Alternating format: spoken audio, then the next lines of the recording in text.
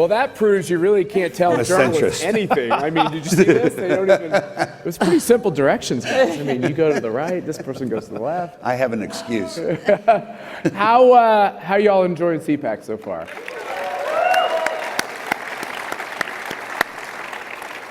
Is anybody a wee bit tired? No? Yes. This is good. All right, coffee, that's right. We all have our liquid courage. I'm really honored to have this panel here today. Every person on this panel is someone I feel like I have a special relationship with. Ralph Hallow is very special in all kinds of ways, but he is married to Millie Hallow, who we affectionately call the Little General. She's the one always running around telling us all what to do, and she's our vice chair of the foundation, and she is, I always get titles wrong, but she's like the right-hand person to Wayne LaPierre and a very special person at ACU. So Ralph, it's a real honor to have you with us here today.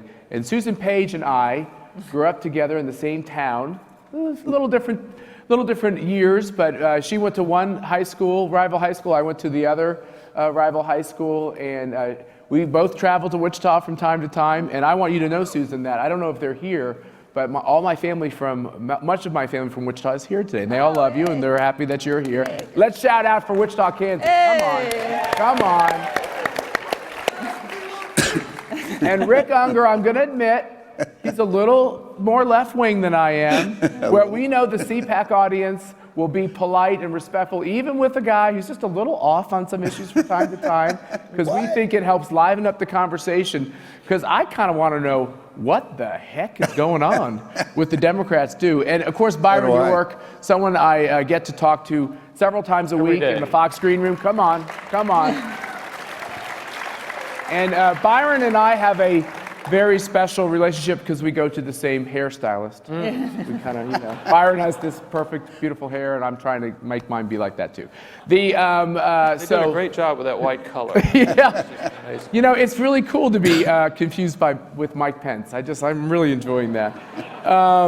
So as you know, this is a question about realignment, and there's a lot of realignment going on in politics. Matter of fact, if you like politics, 2016 would have been the year you chose to be covering politics, because there's so much change on both the right and the left. And I want to start with Ralph, who has been covering politics for the Washington Times and other papers for a long time. And Ralph, you've covered it from actually both ideological perspectives. Have you ever seen a year like we had in 2016? No, none of us has ever seen anything like this. And I usually get elections wrong. I don't think I've ever predicted the outcome of a presidential election right. But this one was unbelievable. I didn't think Trump would run. I thought that was a joke. He couldn't be serious. And when he started to run, I really didn't think he could win anything. And after a while, I realized everything that I had learned over 50 years in journalism out the window. I didn't understand what was going on, but it was fun. Yeah, it was. Trump made it fun. Yeah. And Trump said a lot of the things that many of us either thought consciously or thought unconsciously. And so some of us, I admit this, found ourselves cheering when he said what for everyone else were the most absurd things, sounding things. And that's probably why he won. Some of us weren't cheering so much. That's right. Well, Susan, there's a lot of realignment. Well, let me ask you. I put my proposition out there that I think there's a lot of realignment going on with both parties. A lot of change. You agree with that? I do. I think this is an election that will be seen with the benefit of some more perspective as a realigning election. And I think you saw it here at CPAC yesterday with the president's speech describing the Republican Party in different terms than we've heard it described before, as a party of the working man, a party of the Rustbelt, including 3 states. Remember, 3 states that for nearly a quarter century had been part of the Blue Wall. Michigan, Pennsylvania, and Wisconsin unexpectedly went for President Trump in November. I think there's somebody here maybe from Michigan, Wisconsin, and Pennsylvania. Somewhere out there. There we go. There's Chuck. You also see today some of the repercussions of that in Atlanta, where the Democrats are electing their new national chairman. Democrats also trying to figure out where the Democratic Party fits in a world where they're going to be more coastal and where they're going to have more trouble in the Midwest. And obviously the South has been pretty Republican for some time. Okay, Unger, what is going on with this election to be the DNC chair and just generally in the Democratic Party? I mean, I'm kind of enjoying it. It's a mess. It's a popcorn moment for me. It's a mess. It's really interesting. You talk about the election and the strangeness. I remember on our radio program, in the early days of the election, all of the conversation was about the dysfunction that's going to exist in the Republican Party. And every now and then I would pop up and say, we're not talking about it, but let me tell you what's happening in the Democratic Party. It's worse. It's worse. And it didn't really come to light until the Republicans won the election. It is the factionalization in the Democratic Party right now is stunning. I cannot tell you, as we're sitting here, the voting has begun for who will be the next chairman. Nobody has any idea. Are there super delegates? There are no super delegates. Not rigged, is it? Hold on, that was good. Come on, Byron. It's not rigged, is it? It's Democrats. Of course it's rigged. No, it's not rigged. Don't anybody quote that. No, It's just between us. It's just between us, yeah. We don't know what's going to happen. If it goes 1 or 2 ballots, Keith Ellison will probably be the chairman. If it goes... You like that? They like Right, that. They like that. That's not a good sign. If it goes 6 or 7, you could have strange things happening. Yeah. Byron. Well, Trump won the Republican nomination by challenging, or if you will, blowing up Republican orthodoxy in some key areas, trade being one of them, entitlements being another. I went to a bunch of Trump rallies where he said, we are not going to touch your Social Security. You paid for it and you're going to get it. Foreign entanglements, his criticism of George W. Bush was brutal. And he also exploited a Republican division that exists on immigration. So, and doing all that, he won. And so it told you, I think, that a lot of Republicans, people who vote Republican, are just not as orthodox as perhaps some people in Washington said. And then Susan mentioned the blue wall. I mean, I was a big believer in the blue wall. I mean, it was the idea that if you look at the states that have voted for president Democrat in the last 6 elections, and at that point it meant 92, 96, 2000, 04, 08, and 12, that was 242 electoral votes. So we all thought that the Democrats started out with 242 electoral votes. They only had to get 28 and they win. And Trump blew it up. I mean, Michigan and Wisconsin, Pennsylvania, he just punched through that blue wall. Don't get used to it. It's never going to happen again. And he destroyed this Democratic idea, and they believed it with the Obama coalition, that Democrats are going to be elected from now on, ever and ever, because of demography. And that idea is just gone right now. So he changed so many things that we thought about. So I was, I kind of like you. There you go. I was taking the train from Washington to New York to be there on Election Day. Mercy and I were heading up, and we were on a train just filled with Clinton campaign operatives. And you all know that pit you get in your stomach on Election Day. You don't know what's going to happen. This Election Day more than most. What's going to happen? Well, all the chatter from the Clinton people, they had their laptops up and their tablets and everything, and it was not good from my perspective, right? So I felt good the day before, and then I started getting that pit in my stomach, and I just didn't know. Let me ask each of you. You guys are such experts. At what point? I'm not going to ask you to. Yeah. Seriously. You guys are such I'm not setting you up. I'm not going to ask you what your predictions were going into that Election Day, but at what point in this process did you realize it was going to be President Trump? Was it literally early that morning, or I guess the next morning, or was it somewhat earlier? Ralph, what about you? I don't want this to go any farther than this room, because this is really inside information. The night of the election, I had written and prepared to run on page 1 an analysis of the election, and the lead was why Donald Trump lost. That's how good I am at this. That doesn't mean I wasn't for him. By that time, I was hoping he'd win.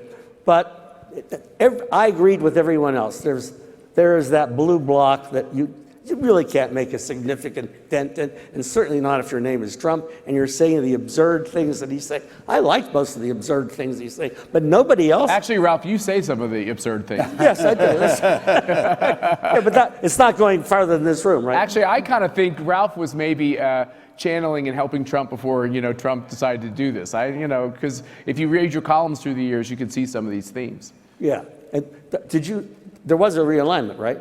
Did we say that? I believe that there's a realignment, and that is my next question, but I was going to get through letting them answer these The questions. realignment is the Republican Party is no longer the party of Adam Smith and free markets. Once it was a religious tenet that conservatism meant free markets Unimpeded. unimpeded. Thank you. He's good with words, that word at least. So, and then along comes Pat Buchanan, and he tries to change that. He's talking about fair trade instead of free trade, and he gets nowhere. And then along comes somebody else who talks about America first. Oh, that was Pat Buchanan. America first doesn't get anywhere. And then Donald Trump somehow manages to win an election running on things that Republicans historically oppose.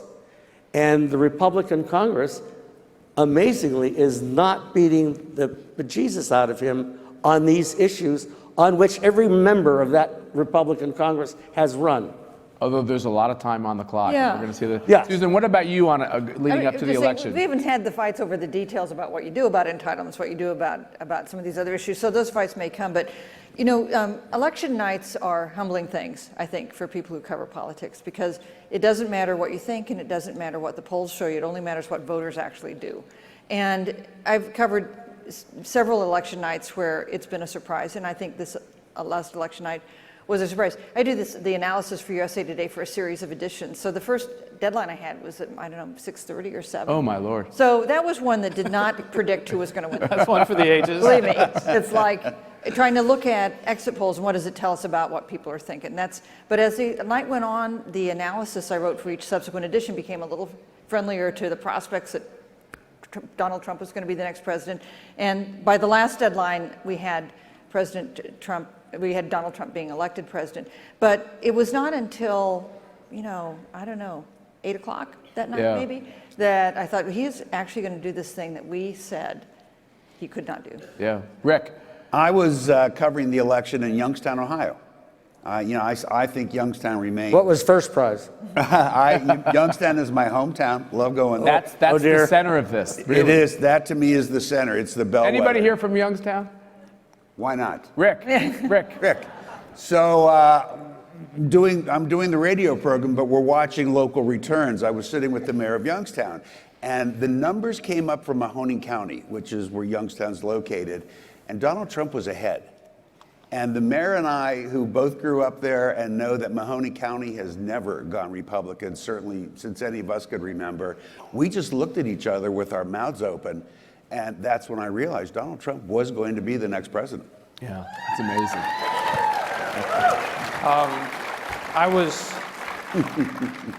I was in New York on election night and heading toward the Trump event, which is the Hilton on 6th Avenue. I run into a very well-connected Republican. And it's late in the afternoon, and they're depressed about the exit polls because the exit polls from Florida do not look good. They look terrible. Don't win Florida, you don't win. It's all over. It's a very early night. And the idea, even when Trump seemed to be a little bit ahead, was there was going to be this big group of voters in Broward that were going to come through and going to win for Hillary Clinton. So there had been this kind of debate before Election Day among some Republicans that they wanted Trump to do better than Mitt Romney. I mean, Romney got 212 electoral votes, and so many never Trump Republicans had been saying Trump was going to lead the parties to this devastating, catastrophic, historic defeat. And so if he does better than Mitt Romney, they can say, well, hey, did better than your boy, didn't he? But then, so I get to the Trump event, and it's early in the evening, and I run into Jeff Sessions. And Sessions is very circumspect. He's cautious and doesn't seem very optimistic, and he's circumspect. And he said, well, the good thing about this is Trump has shown the appeal of this message in many important places. And it was kind of like even if he doesn't win, it'll have done a lot of good. So we go through, and the New York Times had this meter of Trump's chances. Mercy it went like covered this. it all night. Yeah. Right, and it started at 2% chance of winning. Yes. So later in the evening, things are better, and I run into Sessions again, and he said, somebody just told me the New York Times said Trump has a 59% chance of winning. know. Did. And I said, Senator, it's bigger than that. So I pull out my phone, I show him, and it goes to 89%. It was 80, yeah, that's right. And Sessions goes, he's looking at it, and he's 89%? The Lord is in this thing. That's great. So the mood shift was unbelievable. Yeah, we were. I'm gonna answer my own question. We were. Mercy, who's a big news junkie, covers everything. I love traveling with her because she's like reading everything. She's checking Twitter and everything else. And she was following the New York Times. And I was like, but they're not going to get it right. She's like, no, you don't get it. If the New York Times says there's an 80% chance, that means it's really, really good. And that's exactly right. And we were actually, we were in Trump Tower election night, and we were hanging out with these folks. And, it was actually a pretty calm environment that night. And after it looked pretty promising, we left Trump Tower and we were going to the Trump celebration. And a couple things I remembered. I walk out on the street, and for some reason there was construction going on the sidewalk, because I guess in New York construction is happening at night. And the guy goes, he's gonna do it. He's going to do it, and he did it without the party, and he's going to do it. And that's what his message. Matt, my invitation was apparently lost because I was not invited to Trump Tower that night. I don't know what happened. I don't know. We can work on you, Rick. So then we go to the celebration, and I somehow get stuck in with the donors, and which is fine with me. But I'm up with the donors at the Trump celebration. And I'll be honest with you. I've been working Republican politics for 20 years. Oftentimes I'll know a lot of the donors. You know what? I knew one donor. Really good guy. By the way, a very brave guy, because a lot of the institutional donors obviously did not jump on board. These were donors who I had never met before, and I started to talk to them as the evening went on, and it was awesome. And then to punctuate the whole evening, when the network news finally said he was over the top, a woman who was not Caucasian came running out of the kitchen with her kitchen outfit on, and she said, in her thick accent, he did it, he did it, he did it. So that was beautiful, because I am married to somebody, obviously, whose parents came to this country, and it was such a beautiful thing. It's something that doesn't always get covered, which was a lot of regular Joes and Janes looked at this election. They felt like their voice was heard. So this goes to this question back to you, Ralph, of realignment. Is this a permanent change? And what makes up the coalition of voters who can elect Republicans to the White House? Or is this a temporary Trump phenomenon driven by a rather unique and spectacular individual, and really doesn't have lasting impact on this coalition? There's no way to answer that question, Matt, with precision at this point. First 100 days. The midterm elections next year, there are 33 Senate seats up, 23 are Democrat. Traditionally, the party that owns the White House loses about at least 4 seats. I suspect that if things go the way they are going, that won't happen, and the Republicans will hold what they have or maybe add to it. But it all depends on what Trump is able to do. So far, what the president has been able to do hasn't required much from Congress. In fact, almost nothing from Congress. He's done it by fiat and by... That's the easy stuff. Yes. But I'm not saying it's not significant, but Right. it's not the hardest, heaviest lifting. So we don't know what's going to happen. But we do know the following.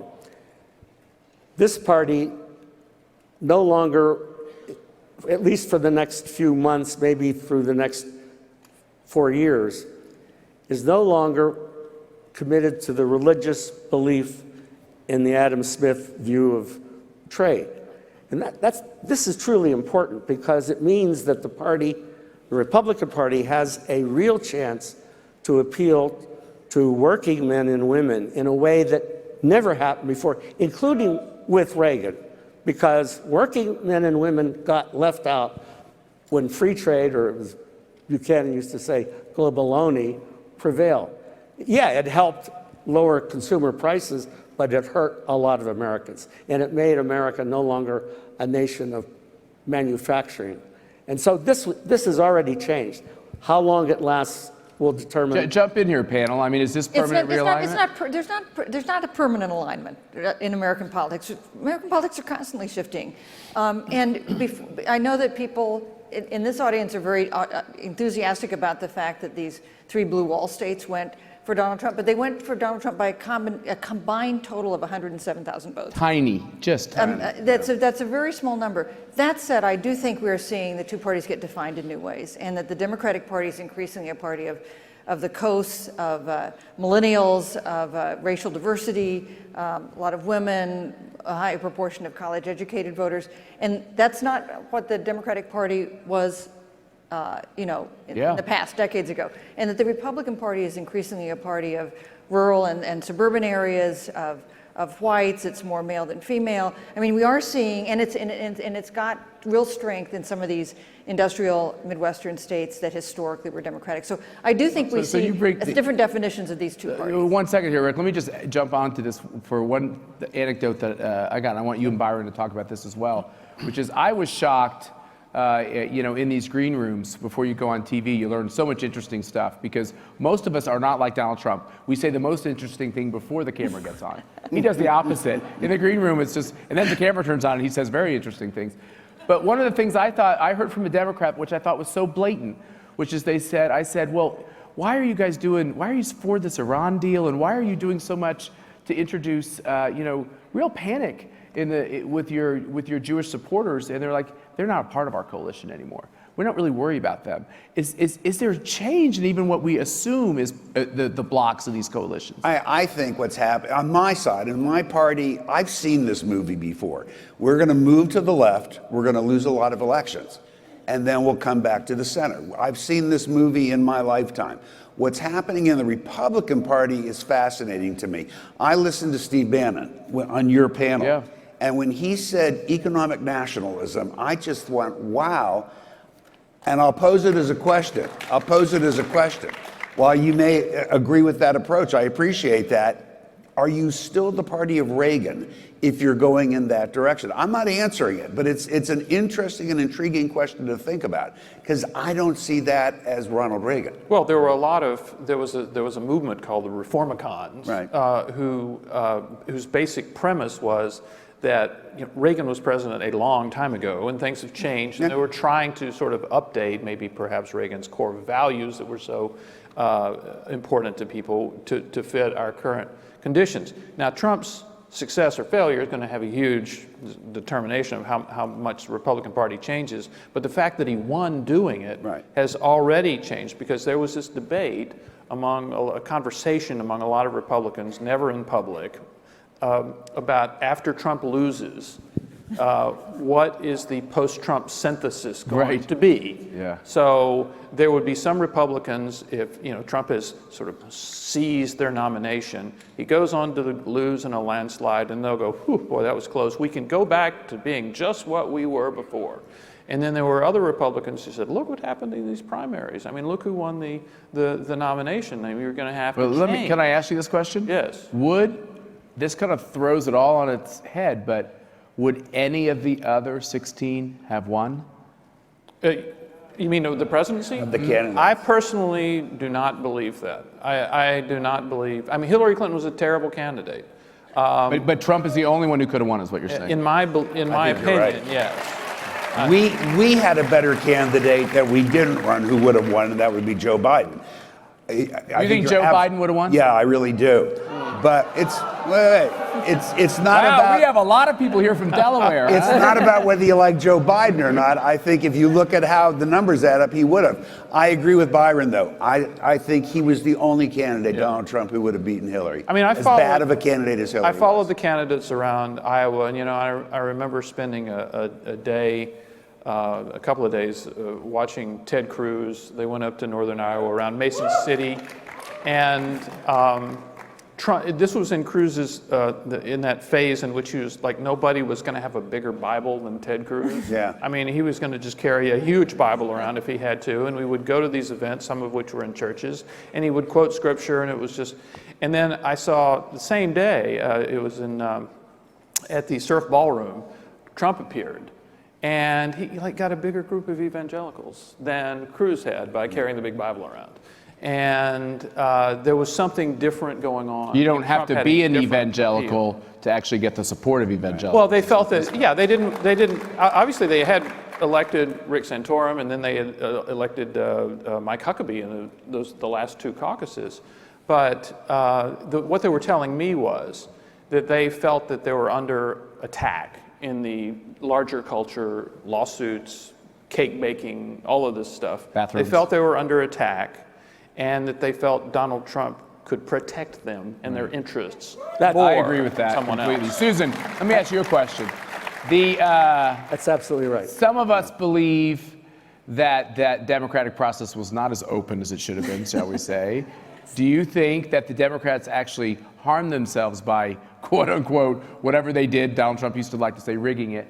Would Bernie Sanders had been a better general election Democratic nominee? So I think all the Democrats who were not affiliated with Hillary Clinton would agree that the system should have been more open.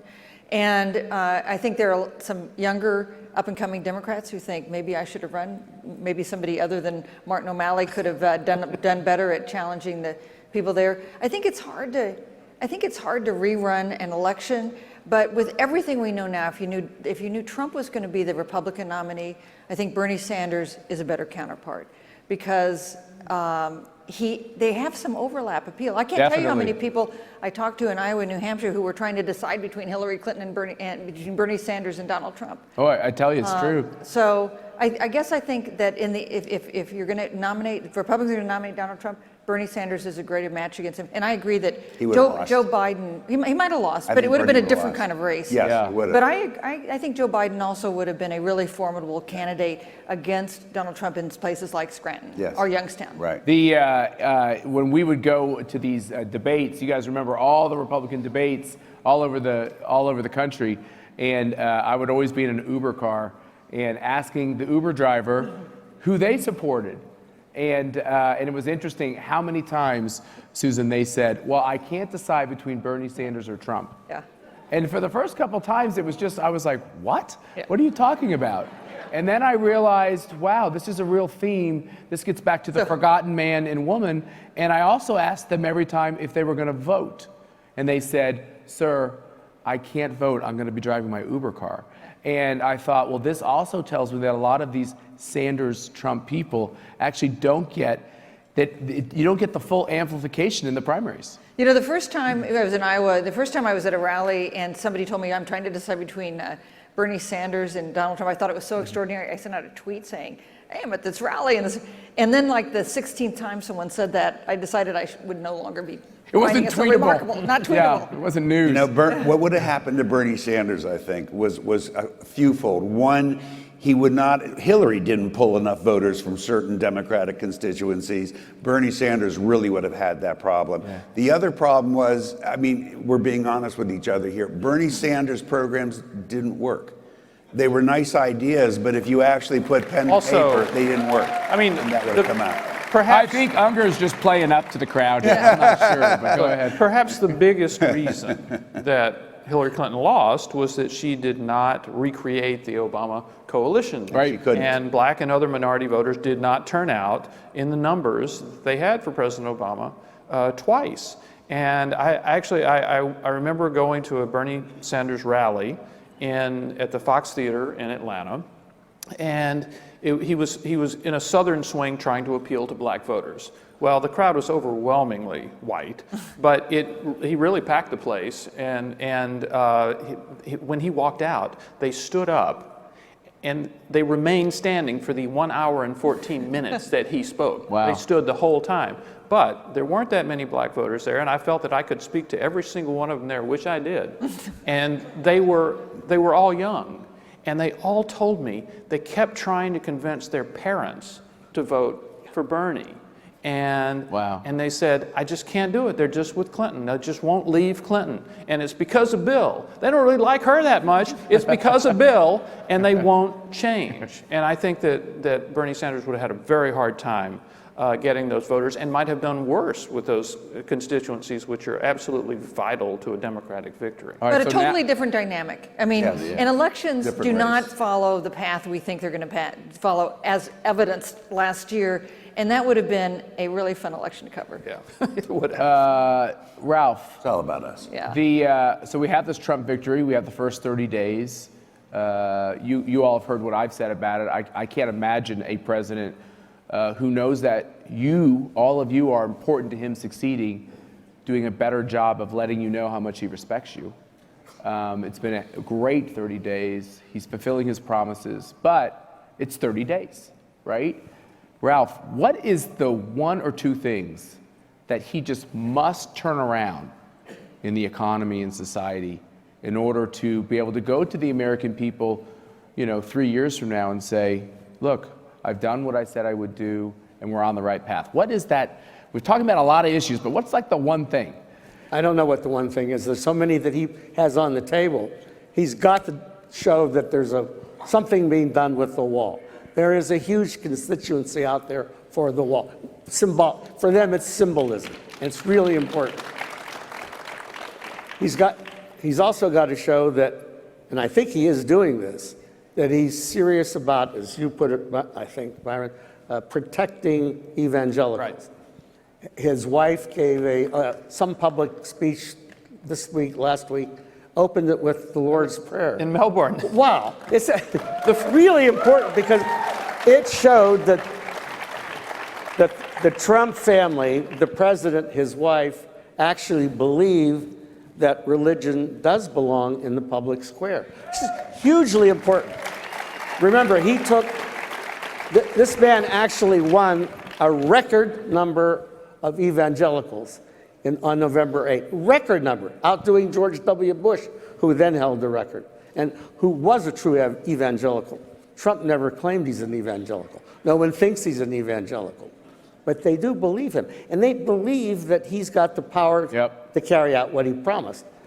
I can't think of almost everything that he put in the top of his must-do list has got to happen, and he can do it. Once people begin to think that Trump isn't magical, he doesn't have all the power that they think he has, then problems will begin to arise, I think. Rick? Your last statement was fascinating because I agree with that. And the one thing Trump isn't doing is sending legislation to Congress. And it's because at that moment in time, people figure out he doesn't have all the power. Important point. I don't know if that's the case, but we'll find out shortly. Yeah. Well, I But hope so, it 'cause may he's be gotta that he send simply something doesn't sometime. have the wherewithal to put. How do I put this? He doesn't have assembled the people. But he put had together a transition team, and every president, go back as far as you want, within the first 30 days of their administration, yes, there were executive orders, but there was legislation. Yeah, I agree. They haven't sent a word of legislation. Well, he has been in the executive action phase of his presidency, and I think it was okay with Republicans because a lot of them were angry at Obama for using it so much, and they wanted to see their guy use it. Yeah. Did Obama know there was a Congress? I'm trying to remember. He did that Obamacare thing. He said stop thinking about it. he not only sent more legislation the first 30 days, he had things He passed did, already. you're right. He had Yeah. a good 30 days. It's amazing what you can do with 60 Because votes. they had 265 votes in the House. Susan, It what do you tends to think? go well. What's the one thing he's got to get? I respectfully disagree with you. I think the one thing he needs to do deals Thank with. you for making it respectful. Yeah, it's hard for me. But Thank you, yeah, Susan. That's totally respectful. I don't think he needs to check off a lot of boxes. I think he needs to make people feel like the economy is working better for them. Yeah. I think that's the definition of the forgotten man and woman, and that's the reason he won Pennsylvania, Michigan, and Wisconsin. And if he can, when I talk to voters in rallies, what we'd say is he's a businessman. He's going to be able to help the economy in a way that a politician can't. And I think that is the fundamental test for President Trump. Awesome. What a great panel, huh? Would you... Let's thank Ralph and Susan and Rick and Byron for being with us here today. Thank you all very much.